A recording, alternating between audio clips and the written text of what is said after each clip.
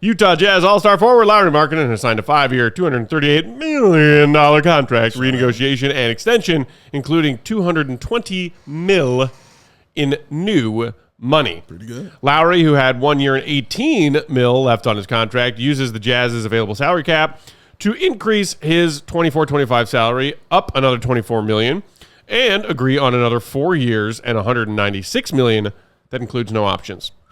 The extension precludes Markkanen from being traded for 6 months, which pushes him past that February 6th trade deadline for the upcoming season, which means the Jazz cannot move him until next offseason, which is why, as we were discussing on a recent show, Markkanen and the Jazz, well, certainly Markkanen more so, waited until today to sign this deal. Right.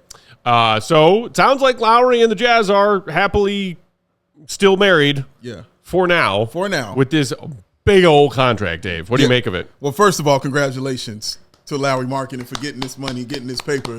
Because there are a lot of people who didn't even know if he was going to still be in the NBA. My old sweet special boy. Yes. Before Julian Phillips. Correct. Lauri was my first sweet special boy. That is very true. And as a person who was left alone on Lowry Island for many a night. I was alone many a night. I never gave up, though. I had my child. Everything was fine. And we were going to make it through. So, yeah, it's good to see him get this money. He's very deserving. It's not just because he's getting it because he's a good guy. He's a really, really excellent basketball player. Yeah. When you're an all-star starter in the West, you're doing something, all right? So, Lauri Markkanen. Asterisk, there were a couple of all-stars above him, votes-wise, that were out with an injury. But what history will show is he is a all-star starter. History will also show that LeBron's a 4-time champion. Pecking the asterisks. Oh, my ass. The king. I think it was actually harder, you guys. Yeah, okay. Yeah, get that shit out of here. It wasn't harder at all, man. You at Disney. Come on, bro. Stay in a 5-star hotel. Right, you know what I mean? Kiss my ass. He's playing in the same place every day. No crowd. It's practice. All right. Talking about practice. Practice, man. Come on, dog. What were we talking about? Oh, Lauri's contract. So, yeah, Lauri, I'm happy he made his money. He got it. What also I do like, though, is it's been well documented how much he wants to be in Utah. Yeah, I've talked about it several times. He mentioned it. We talked about it yesterday. Yeah. So, yeah, he wants to be there, and I appreciate Utah saying, okay, we'll give it a year. Because, Danny Ainge is all about moving these pieces to get something bigger. Yes. And I have no problem with that thought process. But also, he's like, well, this dude is legit, and not just a legit player, but a legit person on top of that. It's kind of hard to move somebody who looks like he belongs in this uniform right here. Right, yeah. And around this area. So, and I'm sure the fans love him. He's just a great, all-around person. So he's in the place he wants to be. He's got the money that I feel he deserves. And at least for a year, he gets to call that place home and prepare himself. Yeah. If something happens that in the trade, which could happen, prepare himself to get ready to get out of here. But he'll be getting out of here with checks in his hip pocket. Yeah, I love it. This is how you know this is the mind of a Bulls fan. Rob in the comments just said, if Lauri doesn't ball out or if he suffers any injuries, good luck moving that contract. That is a Bulls statement if I ever heard one. That is a Bulls fan statement right there. That is the truth. All right, got this. This organization got its star player locked up on a new fresh deal. Well, you better stay healthy and ball out or else they're fucked. Bulls fans, man. Can we interest you in Zach LaVine?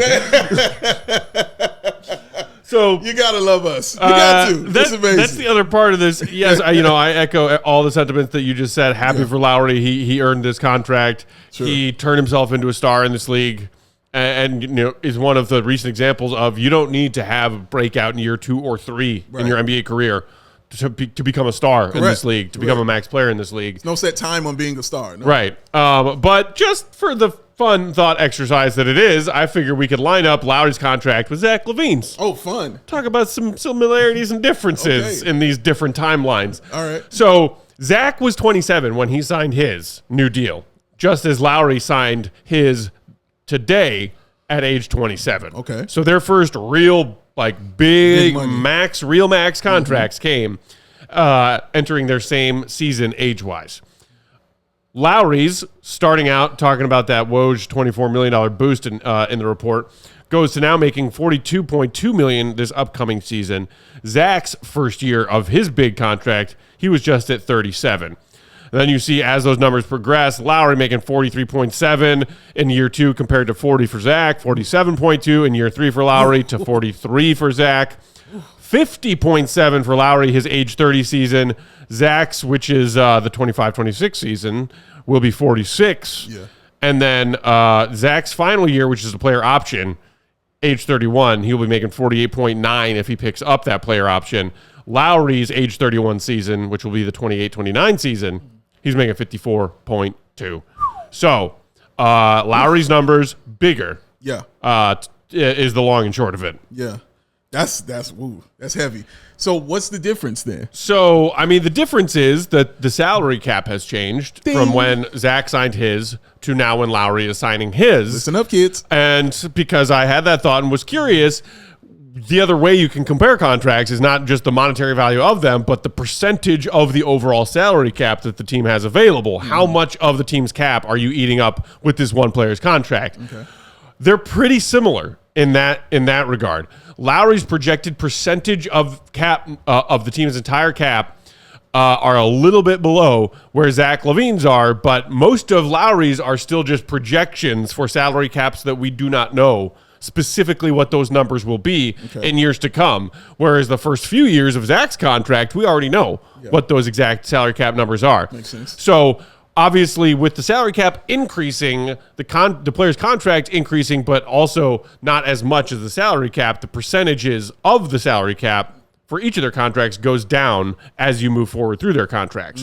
Zach's is anywhere from between that 30%, that max contract number, 30% of the cap, shrinking down to 28 or so percent over the course of this 5-year deal. Lauri's also start at that 30% number and could, based on projections for caps into the 28-29 seasons, shrink to as little as 26% of the team's overall cap. So not a huge difference there, big, but and again, it's based on projections of salary caps 5 years from now. Correct, but a difference nonetheless. Not a huge one, but a difference nonetheless. So I think the question that people will ask is, well, is Lauri's going to be a situation like we're in with Zach right now, where nobody wants this contract because he hasn't come through? Let's say, he just has an average year. Let's say he has a Zach LaVine year. Yeah. And becomes an all-star. You know what I mean? But not a starter, but just becomes an all-star. Doesn't lead to wins, doesn't lead to anything.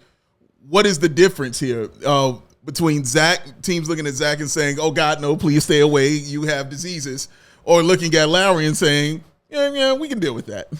What would be the difference in that scenario?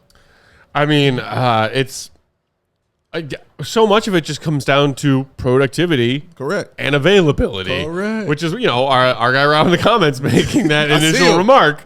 Also, following that up with the fact that, hey, 2 seasons in your career in 7 years that you managed to play over 65 games. Correct.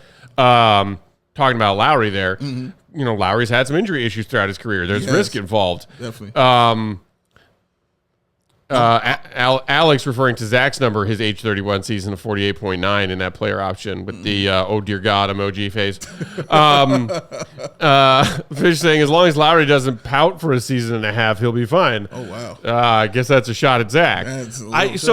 Look, this could end up being a fine contract for the Jazz if they decide to keep Lauri and try and build around him with different pieces than what they have now, giving a player who is on the far side of 30, $54.2 million in the final year of his deal. Sounds like a lot of money, but when you get to 28-29 NBA season and that salary cap, you're going to be talking about players who have signed max contracts between now and then that are making nearly twice that in an annual salary. We are not far away from the super maxiest max contracts of the biggest stars in the NBA getting close to $100 million for one season. And that's a great point. I would also say a difference of this also is Lauri has not been asked to be the best player on his team in his career often. That year in Utah was pretty much the first time he was asked to be the best player on his team. And the first time he was asked to be the best player on his team, he was an all-star starter and the most improved player in the NBA. They pivot. They move away from Rudy Gobert and Donovan Mitchell. Yes. They start over, essentially. Yes. And they're like, oh, hey, can you be our best player? Yeah, he's like, I was going to, eat something. But I mean, Bulls fans giving themselves brain cramps for a couple of years. They're trying to figure out, is it Lauri or is it Zach? Exactly. Which one of these guys are we building around? Exactly. I don't know if Lauri's contract here is any kind of angry hindsight from Bulls fans. Would you rather have Lauri on this contract now or Zach on this contract that he's halfway through? I don't know if that solves anything or is productive in any way. I don't think it is. It's just There's like nothing you could do about it. Yeah. They were both asked to be co-stars on a young rebuilding Bulls team, and they failed. And they failed miserably. And a lot of that wasn't their fault. A lot of that was because who was on their team as well. And who was their coach. And an idiot. Oh, I was about to get there. And an idiot who was coaching them. So, yes, absolutely that was the case.